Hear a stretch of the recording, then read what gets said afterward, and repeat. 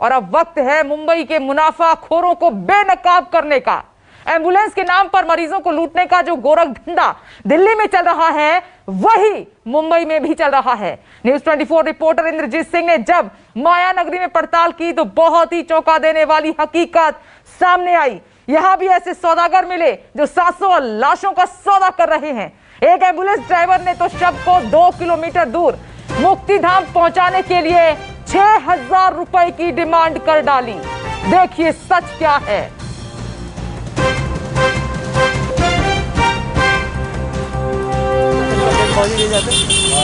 कितना लेंगे यहाँ से? सिरदेवी से उधर प्रेम ऑटो। आदमी लगेंगे क्या? आदमी तो लगेंगे ना। 3 आदमी के साथ में 6000 और दो आदमी नहीं होगा। हाँ वही 3 आदमी 2 आदमी और डेड बॉडी उठती है। हाँ कम नहीं होगा। 5.5 दे दो। तो ये कैमरे में कैद हुए हैं सबूत कि कैसे सौदेबाजी सासों की हो रही है। क्या कहते हैं लोग, क्या करते हैं, अपने बॉस को फोन मिलाते हैं। मुंबई से इंद्रजीत हमारे साथ मौजूद हैं, ये हकीकत वही लेकर आए हैं। विमल कौशिक लगातार हमारे साथ बने हुए हैं और फोर्टिस हॉस्पिटल से डॉक्टर राहुल भार्गव भी इस वक्त हमारे साथ मौजूद हैं। लेकिन इंद्रजीत, आपके पास आ रही हूं, कैसे पहुंचे आप इन लोगों तक, इन गुनहगारों तक, इन सौदेबाजों तक?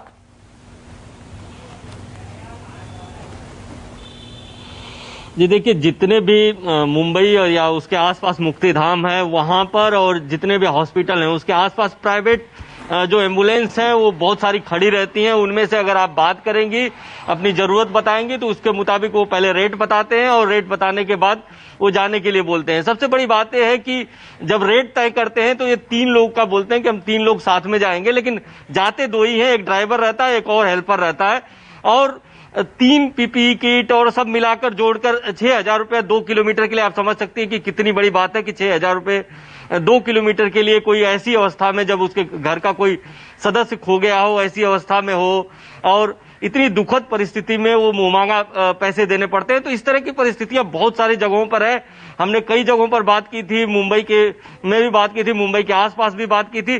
तो जितना भी ये जो प्राइवेट वाले हैं वो ज्यादातर ऐसी चीजें करते हैं। बाकी जो सरकारी एम्बुलेंस है उसमें जो सुविधाएं होती है वो आपको मिल जाती है, लेकिन आमतौर पर सरकारी एम्बुलेंस मिलने में लोगों को दिक्कत होती है। जो एनजीओ की एम्बुलेंस होती है वो मिलने में दिक्कत होती है, इसलिए लोग जल्दी करना चाहते हैं। लोग नहीं चाहते कि इतना इंतजार करें। तो प्राइवेट की तरफ जब जाते हैं तो इस तरह की बातें सामने आती है। अगर कोई बीमार है तो उससे मुंहमांगा पैसा मांगा जाता है, कोई डेड बॉडी ले जानी है तो मुंहमांगा पैसा मांगा जाता है। हम मुंबई से सटे कल्याण में थे, कल्याण में एक जगह पर 4-5 एम्बुलेंस हमको दिखी और वहां पर जाकर जब हमने पूछा कि एक डेड बॉडी ले जानी है, महज 2 किलोमीटर ले जानी है, कितना पैसा लगेगा? तो उन्होंने बताया कि करीब 6.5, फिर बोला फिर 5.5 तक आया और उनका कहना था कि हम 2 लोग उसमें रहेंगे, 2 लोग, एक ड्राइवर रहेगा, एक उसका अटेंडेंट रहेगा और दोनों को पीपीई किट पहनना पड़ेगा। लेकिन जो हमारे सूत्र बताते हैं, जो हमने वहां पे देखा कि ये लोग एक ही पीपीई किट बार बार पहनते हैं। आपने विजुअल में भी देखा होगा कि ये जितने भी बात कर रहे हैं इन्होंने मास्क तक नहीं लगाया, तो आप समझ सकते हैं कि कितना ये प्रिकॉशन लेते होंगे। तो इस तरह की जो परिस्थितियां हैं मुंबई और उसके आसपास, बहुत बड़े पैमाने पर जो एम्बुलेंस वाले हैं, प्राइवेट एम्बुलेंस वाले लोगों से लूट कर रहे हैं। इंद्रजीत ने पूरी हकीकत आपके सामने रख दी कि 1 से 1.5 किलोमीटर जाना है और रुपए कितने मांग रहे हैं? 6000। इन लोगों ने ही लोगों के दर्द को 2 गुना कर दिया है। लाचारी, बेबसी का फायदा कैसे उठाते हैं जरा इनसे देखिए, और कैसे हो रहा है। कोई तो है इनका मसीहा। मैं लौट रही हूं डॉक्टर राहुल भार्गव। पहले तो सर मैं उन तमाम डॉक्टर्स को सल्यूट करती हूं, हेल्थ वर्कर्स को, जो ईमानदारी से दिन रात लोगों की सेवा में लगे हैं, ट्रीटमेंट कर रहे हैं। लेकिन सर, कुछ ऐसे भी डॉक्टर हैं जिन्हें भगवान कह रहे हैं, लेकिन दूसरी तरफ सांसों का सौदा कर रहे हैं। वो क्या मिलकर ये खेल खेला जा रहा है?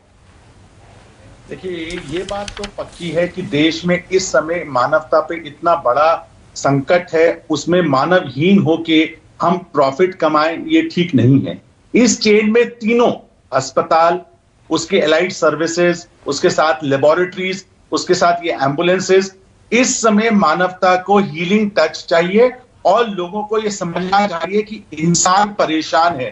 किसी की आदमी की मृत्यु हो गई, कितना मार्मिक कंडीशन है ये समझिए। उसकी मृत्यु हो गई मदर की, वो शक्ल देख नहीं पा रहे और उसके बाद शमशान घाट तक जाने में उनको इतनी परेशानी हो रही है। मेरे ही कुछ परिजन हैं जिन्होंने इतना परेशानी, बिलिंग की अस्पतालों में परेशानी, बिल इतने हैवी हैं, दूसरा एम्बुलेंस नहीं मिलती और उसके बाद शमशान घाट में जाके लाइनों में खड़े होकर लकड़ियों का चुनना, ये बहुत ही मार्मिक कंडीशन है। इस सब को देखते हुए यही मैं कहूंगा आपके दर्शकों को, मानवता लाइए। इस समय पैसा भी आपको नहीं बचा पाएगा। ये बात समझिए कि जो रेमडेसिविर की काला बाजारी कर रहे हैं, ऐसा पैसा कोई काम का नहीं है, इसे रोकना चाहिए। इंसान अगर अपनी मानवता से समझ जाए तो अच्छी बात है, नहीं तो कानून को सख्त से सख्त डिसीजन लेना चाहिए इंप्लीमेंटेशन के साथ में, और तत्काल लेना चाहिए सो लोगों में डर बैठे। देखिए बहुत जगह लोग खुद अपने आप से करते हैं, अगर अपने आप से नहीं करते हैं तो लॉ इंप्लीमेंट करता है उनको सख्त सजा देके। जिस प्रकार से सरकार ने प्राइवेट अस्पतालों पे रेट तय किए, क्या सब चीजों के रेट तय नहीं हो सकते? क्या ऑक्सीजन पीपी किट के रेट तय नहीं हो सकते? क्या चीजों की कालाबाजारी को रोका नहीं जा सकता? रोका जा सकता है। भले 135 करोड़ लोग हैं, अगर हम ये ठान ले, सरकार ठान ले, लॉ ये ठान ले, तो ये किया जा सकता है। तो मेरा आपके चैनल से यही निवेदन रहेगा उन सब लोगों को कि प्लीज इस समय मानवता का पूरा प्रदर्शन करें, लोगों को ज्यादा नहीं परेशान करें, देखें कि कितना बड़ा संकट है, और लॉ अधिकारियों से इस समय मेरा निवेदन यही रहेगा, इंप्लीमेंट करें। भले ही वो मैं एक प्राइवेट अस्पताल में हूं, अगर मैं गलती कर रहा हूं तो टांग दीजिए मुझको, एक एग्जाम्पल सेट करिए ताकि 1000 लोगों में ये बात जाए कि हमारा लॉ नपुंसक नहीं है, वो काम करता है जब उसको जरूरत है, क्योंकि आम आदमी इस समय परेशान हो रहा है। सर ये जो सिस्टम पे आपने सवाल उठाया है ना, सिस्टम ही तो सो रहा है। वक्त पर अगर जाग जाए तो आम जनता सफर ना करे, ऐसे सौदेबाजी ना हो। एक बहुत इंपॉर्टेंट क्वेश्चन है डॉक्टर राहुल भार्गव आपसे, एक संक्रमित बॉडी है, डेड बॉडी, और उसके आसपास फैमिली है, तो ये कितना खतरनाक है सर, कितना खतरनाक है अगर घर में बॉडी रखी?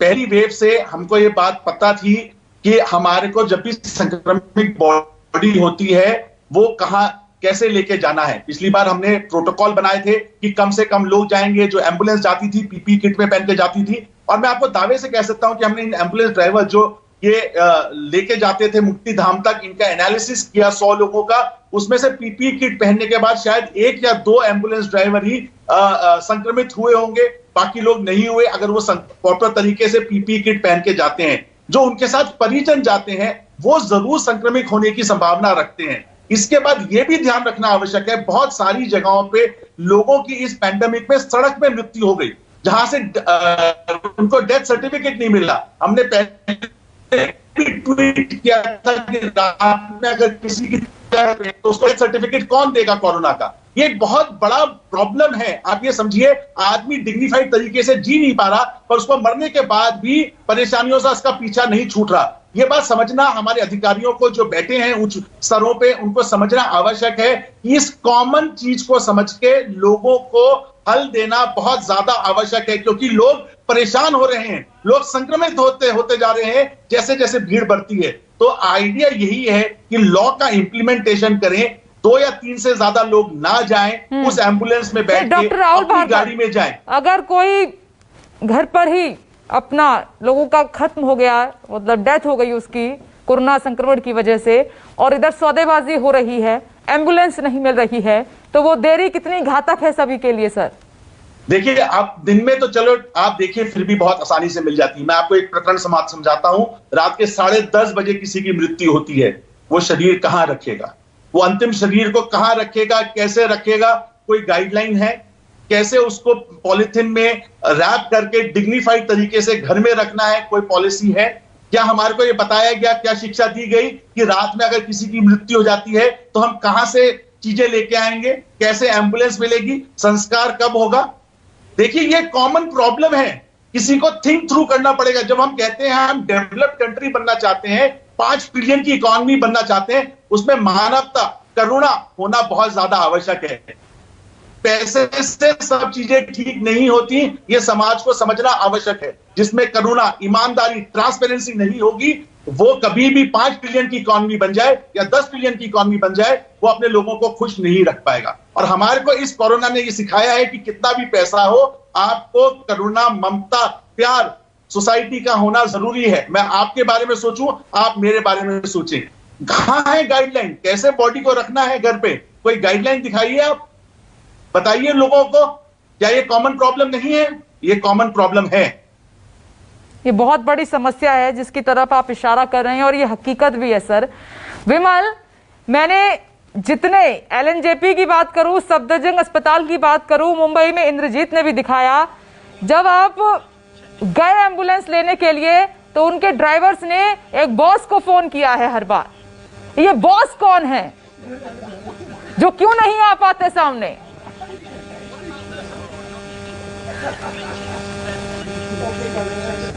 जी बिल्कुल, ये बॉस ही है एम्बुलेंस माफिया, जो माफिया पर्दे के पीछे बैठकर ये सारे खेल चला रहा है। अगर आम इंसान की बात की जाए तो आम इंसान घर में जो बैठा है वो कोरोना का डर पहले उसके दिमाग में है, उसके बाद से उसका संघर्ष शुरू होता है। अगर उसको जरा से सिम्टम आ गए, पहले टेस्ट के लिए संघर्ष, उसके बाद अगर उसको जरा सी प्रॉब्लम होती है तो दवाई के लिए संघर्ष, हॉस्पिटल में बेड के लिए संघर्ष, और आखिर ये जब किसी की डेथ हो जाती है, किसी के नजदीकी की डेथ हो जाती है, तो उसके बाद शमशान यात्रा तक संघर्ष।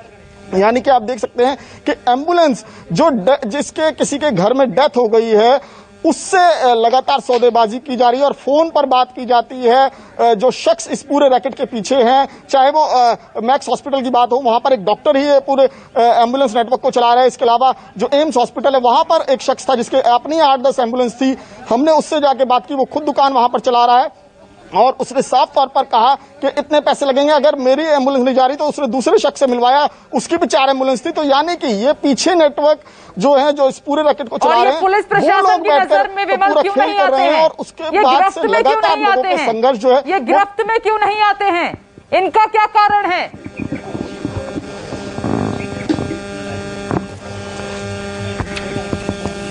जी देखिए, इसका वही कारण है जो मैं अभी तक समझ पाया हूं, जो मैं जानने की कोशिश कर रहा था कि इसी कानून के जानकार से, कि आखिर कानून में कहां बारीकियां हैं, कानून में कहां पेचीदगियां हैं जिससे ये लोग बड़ी आसानी से बचकर निकल जाते हैं। क्योंकि अगर पुलिस की बात करें तो पुलिस ने ऐसे मुनाफाखोरों, काला बाजारियों के खिलाफ 73 से ज्यादा मामले दर्ज किए हैं, लेकिन वो सेक्शन क्या इतने सफिशिएंट हैं कि इनको या इन जैसे अन्य लोग जो इस तरह के धंधों में लिप्त हैं, जो इस तरीके से मुनाफाखोरी कर रहे हैं, जो इस तरीके से लाशों का सौदा कर रहे हैं, ऐसे लोगों को डरा सकें, ऐसे लोगों में कानून का डर बना सकें? तो इसका जवाब है ना, क्योंकि ऐसे एक कमेंट में डॉक्टर राहुल भार्गव से चाहती हूं जल्दी से, सर वक्त की मेरे पास कमी है अभी थोड़ी सी, और जो है लास्ट कमेंट आप कर दीजिए इस पर।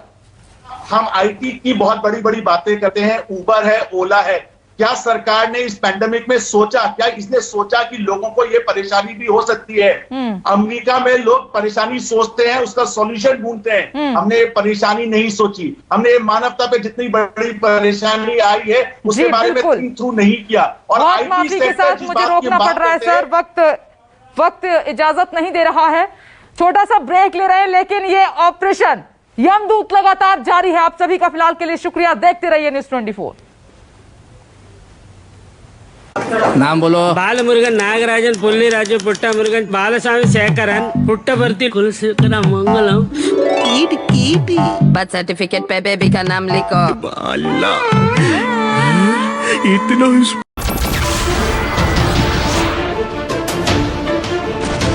नमस्कार, मैं हूं मानक गुप्ता। अगर आपको हमारा ये वीडियो पसंद आया हो तो इसे लाइक और शेयर जरूर करें, और हाँ, हमें सब्सक्राइब और फॉलो करना ना भूलें ताकि आप देश और दुनिया की कोई खबर मिस ना करें। तो जुड़े रहिए हमारे साथ और देखते रहिए न्यूज़ 24।